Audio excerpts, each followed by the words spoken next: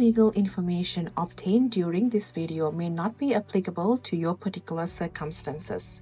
If you have a legal concern, you should consult with a lawyer who can give you the specific information and advice that you deserve. Jonathan Klein has practiced family law exclusively for almost 20 years and has represented clients successfully with settlements, trials, and appeals at all levels of court in Ontario. Hi, and welcome back to another amazing episode at Stellar Talk Show. Today, we're going to talk about a very crucial subject, which is family law. We have a special guest, as I mentioned, Jonathan. Welcome to the show. Thank you. Oh, it was very nice having you here. Before we dive deep into today's topics about relationships, tell us a little bit about yourself and why family law. Oh, sure. Yeah, I'm a family lawyer. I've actually only ever been a family lawyer, and 99% of what I do is dealing with family law topics. It's kind of a euphemism for divorce law. Most of what I do is divorces and separations for common law people. We also do marriage contracts and cohabitation agreements and sort of anything related to that. That's amazing. And you've been doing this for about 10 years now? Almost 20. Almost 20. Oh, Yeah. wow. It's a long time. Yeah. So you have seen it all. I've seen it. It's amazing. Yeah. Every new person has something different about their story. And, it's tempting cognitively to categorize people into this is that type of case. Yes. But when you get to know them, there's always something special and unique and surprising. If you think you've seen it all, you haven't. You have. No, that's true. Every story is unique, right? Yeah. That's amazing. So let's talk about family law today. So Spencer Sean, he has mentioned the more informed we are, the more we understand and the better we are able to protect ourselves, our family, and assets. That's the most important part. So just keeping that in mind, when it comes to family law, what are your main thoughts?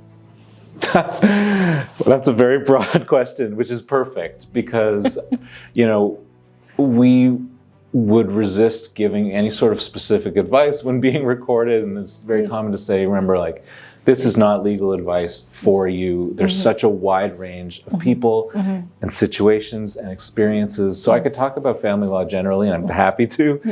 And I'm actually more happy to than talking about some specifics, because what is great advice for one person is not great advice for the other person. And someone will come to me and their friends is getting separated and their lawyer told them this, so they assume that it's the same for them. Sometimes it is and sometimes it's not. Yes. So it really, different jurisdictions can be different, right? If you're in York Region, the culture might be different than in Peel or in Toronto. It can make little differences, but if you have to wait 2 months to see a judge in one jurisdiction and 8 months to see a judge in a different jurisdiction, you're going to behave differently because you know that, you'll know how hard or easy it might be to get somebody to understand what the problem is and how to resolve it, and are they going to be able to resolve it? No, that's true. I know it's a very broad subject to talk about, and as you mentioned, it's not going to be the same for everybody because everybody has a unique situation that they're in or unique storyline that contributing to why they're now looking into family law attributes, right? Yeah, not just that. Ontario, we have our laws in Ontario. There's some overlap with other provinces, and there's some non-overlap with other provinces. It's very specific and very local, and you'll see there's no huge legal chain stores, right? That's true. Because there can't be even national or international. It just wouldn't work because the knowledge is so localized.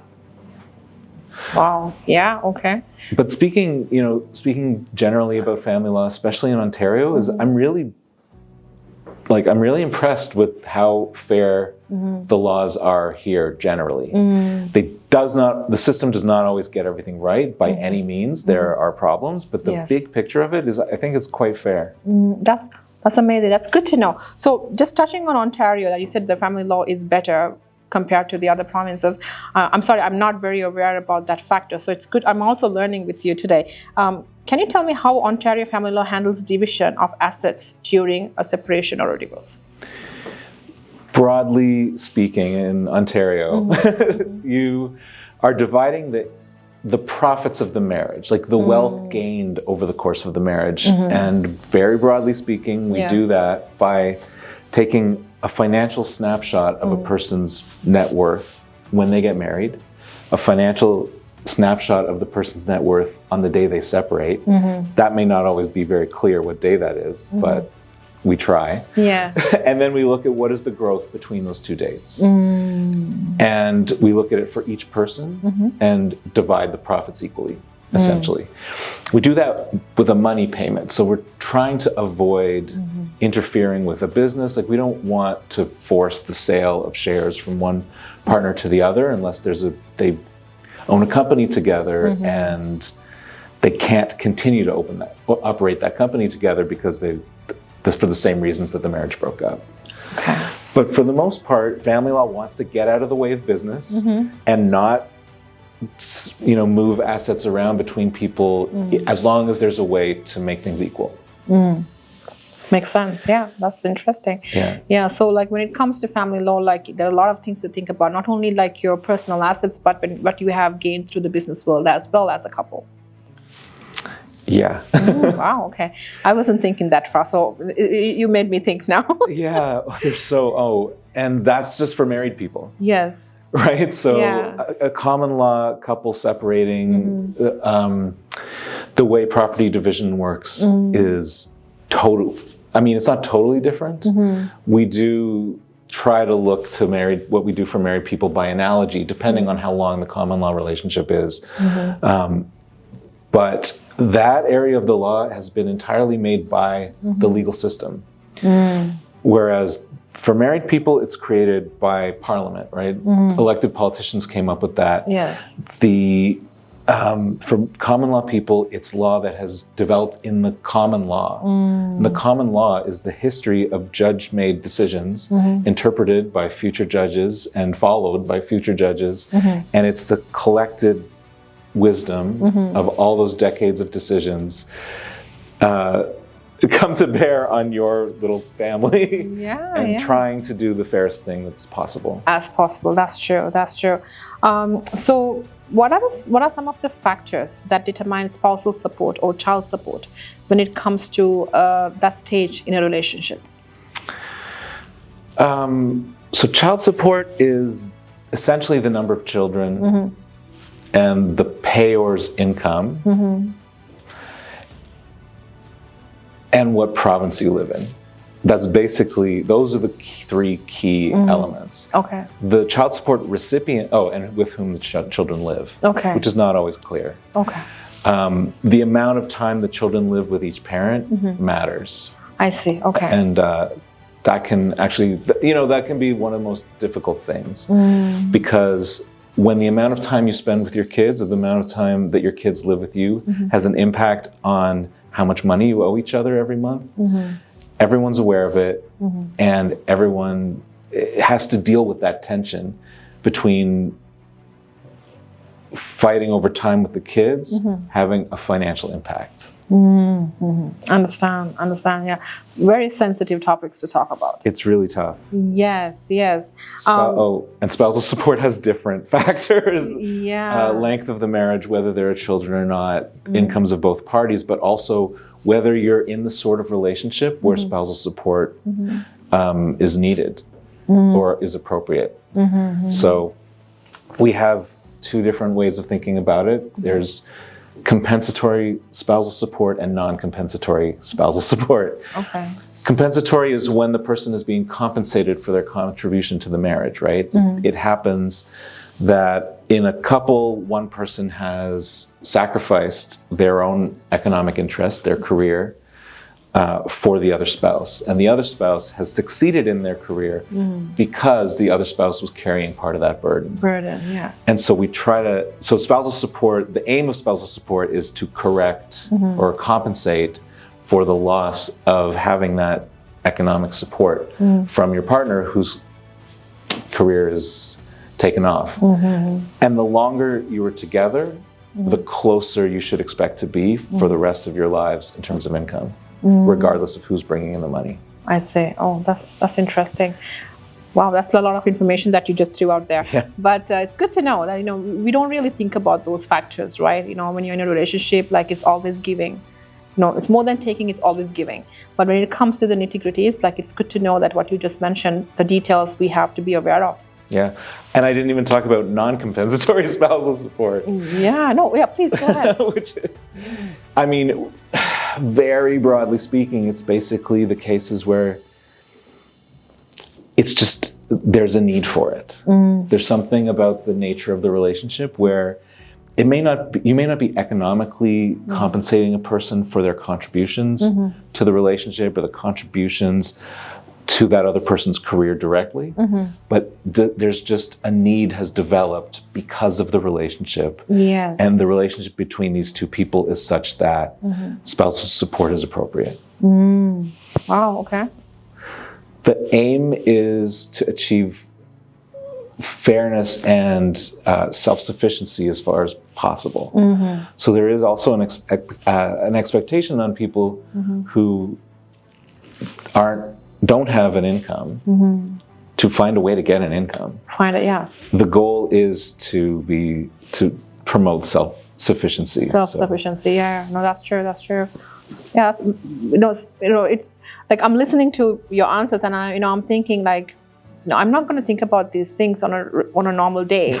No, yeah. That's why it's important to talk to, like, people who are going through these things with different couples or different people, relationship situations, so you can educate yourself. So you kind of know, like, hey, what's going to happen if this happens, right? And what I need to look out for, and what are these things really means, because it's always good to be in the know.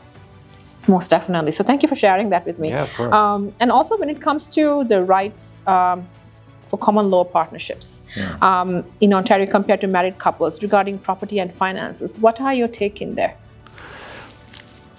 It's mostly the same during the relationship. The biggest difference is what happens to you after the relationship ends. Okay. A lot of Ontario's law has consolidated around treating non-married couples the same as married couples. There are a couple exceptions.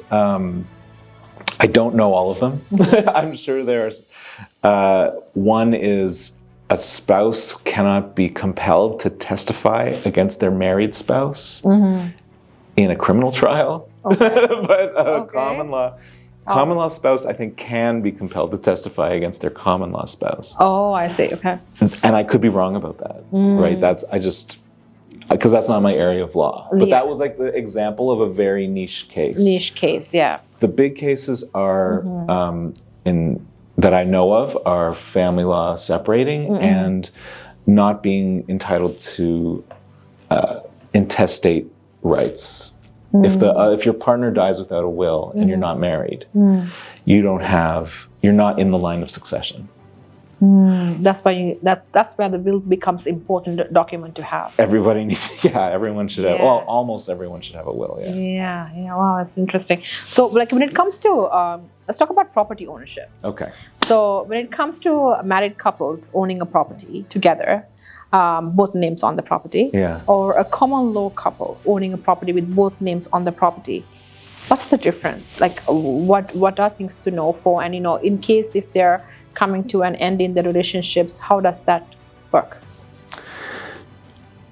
Almost none. Almost none. Okay. Almost none if it's jointly owned. Okay. It's a great question. It's what I talked about before with the common law person, like coming into the relationship. What you bring into the relationship matters more. If you're getting married, you're looking at and you end up separating. You're looking at what you brought in versus what are you walking out with. Are walking out with. Yeah. But it doesn't change the ownership rights. You're even married people. You're not transferring property, an item, an object, land that you owned to your other person automatically. And a common law as the same, or you and I would be the same, right? You're still independent as to property and debts. Okay, I see. So what happens, like, let's say a couple is in a common law partnership, and they own a home, but the house is only owned by one person. Does that make a difference? Yeah. Oh, okay. Yeah, if you're owning it together, not much difference. If one person owns it and the other doesn't, significant difference. Many different scenarios. You kind of need specific advice about that. Specific advice about that. Okay. And is it the same for a married couple too? No. No, it's different. Yeah. There are edge cases where it can make a difference if one person owns the whole property and the other one doesn't. In fact, it's one of the exceptions to that regime I was talking about before. I see. Okay. If a person brings a property into a marriage, there's a quirk of how things are divided, where that might not count as among your assets on the starting date. I see. Okay. It goes back to the 80s, right? When modern family law was created, they created an exception for what's called the matrimonial home, which is a home that was brought into the marriage and that is still being occupied, lived in by the couple at the end of the marriage. So the idea, in the 80s, there were many couples that had been together for a long time. Maybe and the house was the major asset of the family. Yes. And if one person brought that into a marriage and they were together for 30 years and then they separated and the person said, well, the growth in the value of property was not the same in the 80s as it is now. Yes. So this quirk of the law said you're not allowed to deduct the amount that you brought in if it's the house that you brought into the marriage and you're still living in. That law is still on the books, and it can have weird and, I think, unfair implications. So at times, yeah. If you are bringing a house that you own into a marriage, you need advice. You need advice, most definitely. That's really good that you mentioned that, because anybody that who are excited in getting in that living together situation or getting into a married situation and now expanding their family in the house they own, these are things that we don't really think about. But it's good to know, because it's rather than becoming hard lessons, these are like anticipated lessons are better. Yeah. Right. So it's always good to read about it or talk to some people who are advanced in these subjects to get that information is very important. So family lawyer to go. Also, if you're common law, if you're bringing a property into a common law relationship, you extra want to get advice from a lawyer, because it's not guaranteed that you're going to keep all of that property, all of the value of the property, and it's not going to. There's no automatic way to compensate for who contributes what during a common law relationship. Yeah. Whereas in a marriage, it's neutral as to who contributes what during the marriage. During the marriage. Because you're looking at each person's growth and sharing it. Yes. It doesn't necessarily work that way in a common law relationship, so you really do need to look at what you're getting into. That's true. I had an interesting situation. I had a prospect that I was talking to a few months ago. She's in a marriage situation, but however, she wants to. She came into some money from some properties that she sold from overseas, I believe. She wants to buy a property. She's in a marriage, legally married relationship, but she doesn't want to have anything to do with her spouse in that particular property purchase. Got it.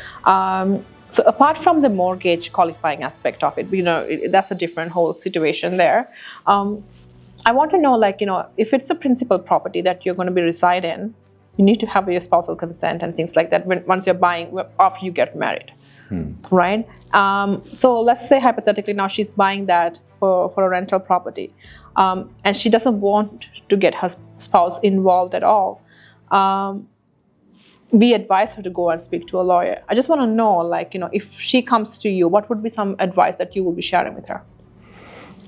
So I'd have a lot of questions, right? Before I would give advice. Why can't your husband know about this?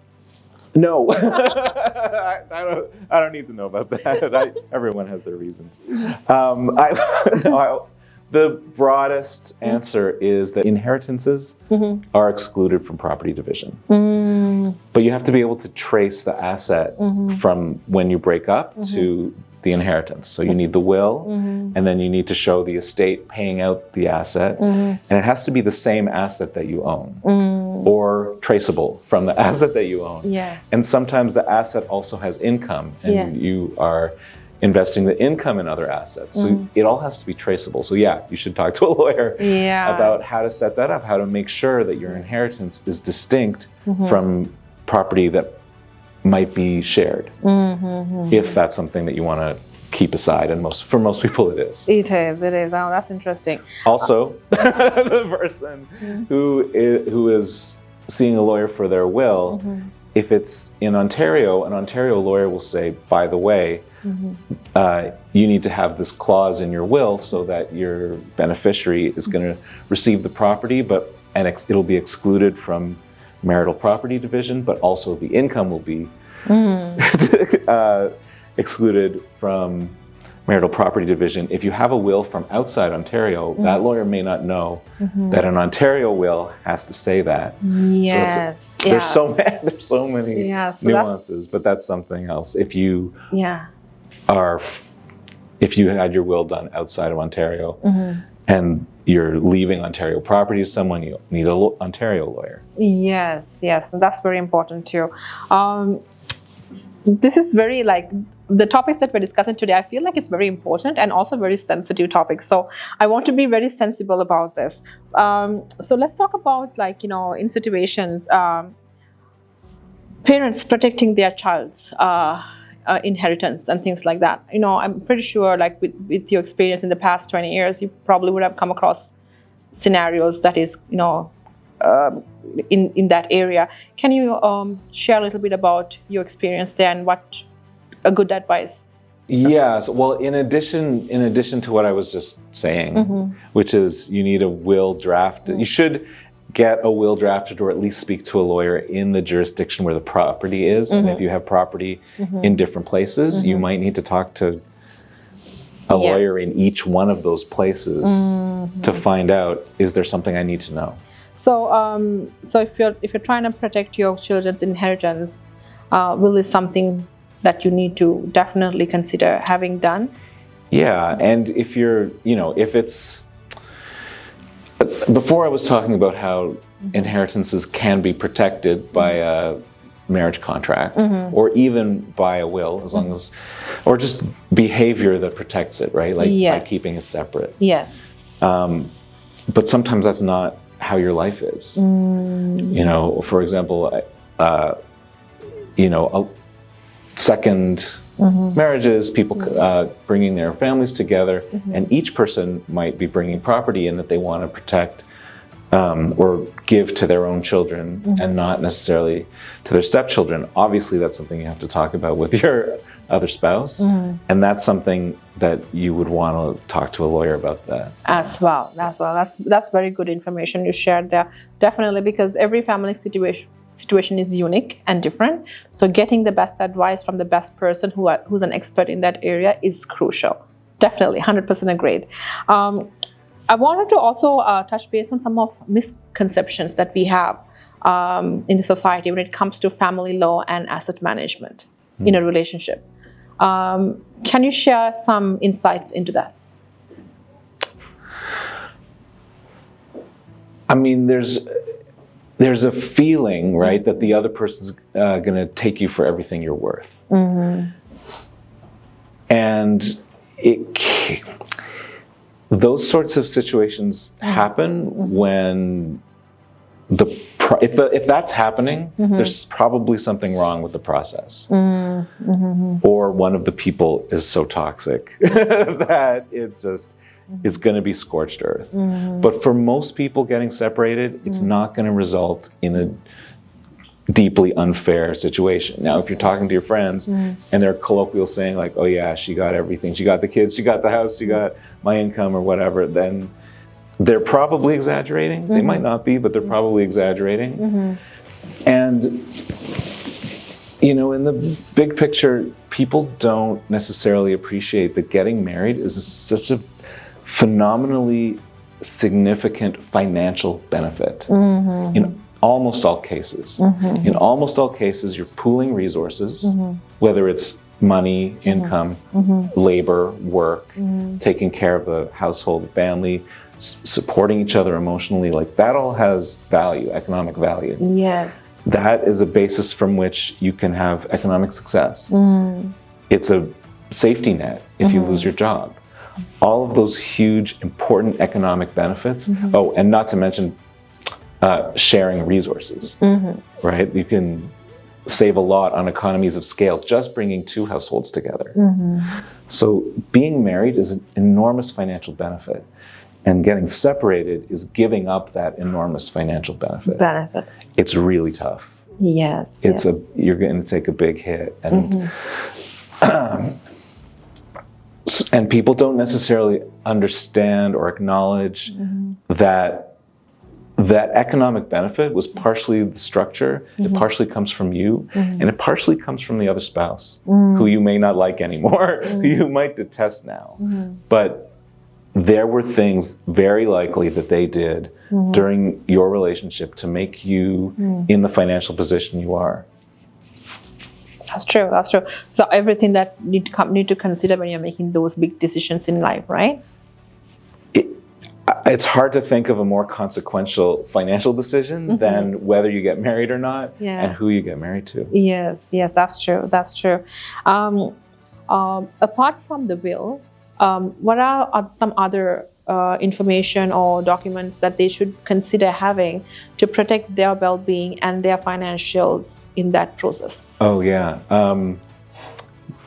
bank statements, records. Yes. Records are the most likely thing that's able to protect you, because not being able to find records means you don't have proof of what you owned, especially if it's a date of marriage. So yeah, keeping records matters. Having organized records will help. Like all of that stuff. If you can't prove something, the court expects, if it's your asset and you can't prove that you own it or how much it's worth, they still expect you, if you're going to say that it's yours, to be able to prove it. And if you can't, you sometimes have to drop an issue of money that you're entitled to. So keeping records is very important. It's one of the most expensive aspects of family law. Buy a scanner. It will protect you. Okay, so in life, like in couple situations, like in relationships, is there any warning signs that that tells them, hey, you need to talk to a lawyer? I think probably people know. Probably people know. Okay. I feel like people know, and the difficult part is to listen to that voice. Like, I should probably talk to a lawyer about this. Oh well, it'll be fine. It's not. It's like, if a person has tooth pain, they know they have to go to the dentist, but a lot of people are scared to do that or reluctant to do it. Yeah. You need a will, but you don't want to think about death. You have to think about, if you have kids, you might think about like, what's going to happen to what would happen to my kids if my spouse and I died? You don't want to think about that. There's all kinds of unpleasant things that we have to just grit our teeth and bear it. But I suspect that people kind of know. Yes, they know, like, when is the right time. But sometimes, as you mentioned, because we are so hesitant to listen to that voice. And we're like, okay, it's going to be okay. I'll give it more time. It can get more complicated if you don't pay attention to that voice. Do it as soon as your voice is telling you, you're probably in more trouble than you realize. If your voice is saying like, last year I should have done this. But absolutely, the earlier, if you can do it while you're still in the relationship, would be the best time, because then the stakes so much better. Yes, if you need a therapist, go talk to your family therapist, and have that couple, consultation with your therapist, to work things out. And if by then you will know, hey, do I need to talk to a lawyer or not? Or you could talk to the lawyer first. Yeah, whichever works best for you, depending on your situation and scenario. Yeah, I think it's easier even to bring up, hey, let's talk to the therapist, than talk to the lawyer. Because you associate the lawyer with the end. Yes. And you associate the therapist with trying to save it. But talking to the lawyer might change the dynamic, right? It might change your understanding of what the stakes are and what's important. Yes. Or even how to make sure that the landing is as soft as possible if you do break up. Okay, understand. As unpleasant as it is, but if you do end up in a situation now you're separating, what are some of the first things someone should do to protect themselves? Oh yeah, do your taxes. Do your taxes, okay. Do your taxes. Go back, and if you did them yourself, especially if you're a business owner, get someone who knows what they're doing to look at it and do it right. That can save you a lot of money in legal fees, like buy a scanner. Things like that. I know they're very practical tips, but those are things that will help you quite a lot, especially when it comes to records, and especially if you're a sole business owner. Most small business owners especially are good at what they do. They're good at the product or the service that they provide. They might not be as good at bookkeeping, record keeping, like this, just the grind of being a business owner. So even if you are good, still, if you're getting separated, it can make a big difference. That is a time to get your taxes done and have someone who really knows what they're doing to look at those. Yeah, no, I understand. That's true. So those are very good advice for anybody, who are in those situations to consider and take actions right away. Yeah, most definitely. So I want to ask finally, so in your opinion, as you mentioned in the beginning, you mentioned like, hey, if you look at a couple in York region compared to a Peel region, based on cultural differences that can influence their relationship and so forth, and financial decisions, what do you think the influences would be? Like, what have you seen in the past?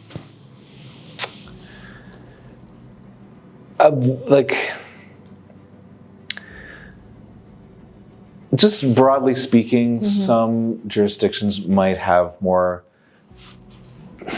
traditionalist judges than others.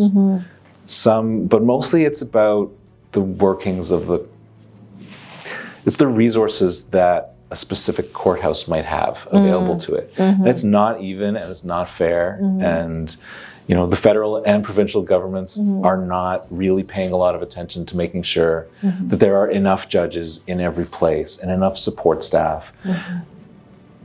The suburbs are growing at an exponential rate. Well, I don't know if it's like exponential, but the suburbs are growing really fast, and the judicial appointments don't always keep up. And so some locations can just be slower. Yes. And if you can't be confident that if something goes really wrong, that you are able to get in front of a judge within however much time, if your situation is not an emergency, but is really important, that's sort of a very difficult zone.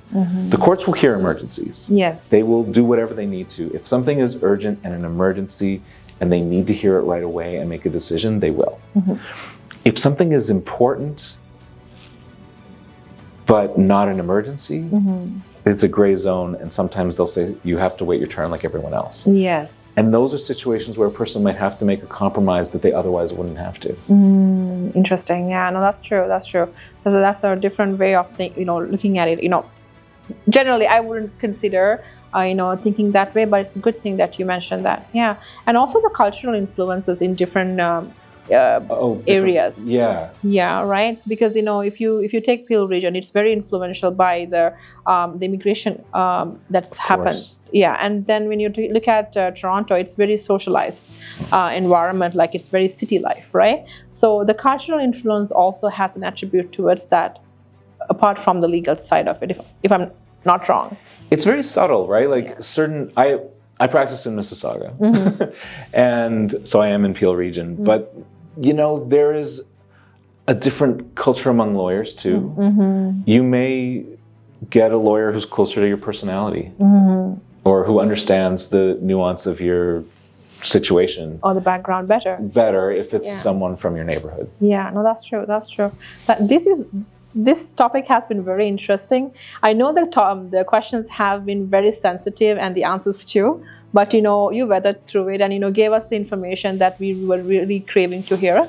And also for the listeners, I know this is a very touchy subject, but it's always good to know, as long as you know where to turn to in situations that you might know someone else who's going through this and they might need to hear it. So please go ahead, share this episode with them and tell them and guide them in the proper path to talk to the leaders, like a family lawyer. Yes. It's tricky to be a lawyer on camera. Thank you, Jonathan, so much for joining us again today and sharing your valuable insights into family law. And I hope this episode brings value to you. Please go ahead and subscribe for valuable episodes coming up in prospering your wealth and your life. I'll see you on the next episode. Any legal information obtained during this video may not be applicable to your particular circumstances. If you have a legal concern, you should consult with a lawyer who can give you the specific information and advice that you deserve. Jonathan Klein has practiced family law exclusively for almost 20 years and has represented clients successfully with settlements, trials, and appeals at all levels of court in Ontario. Thank you for spending your time with us on the Stellar Talk Show. We hope you found value in today's episode and gained insights to help elevate your lifestyle. If you enjoyed the discussion, please like, subscribe, and share it with anyone who could benefit. It means the world to us. Until our next episode, stay inspired, and I'll see you soon on our next Stellar Talk Show.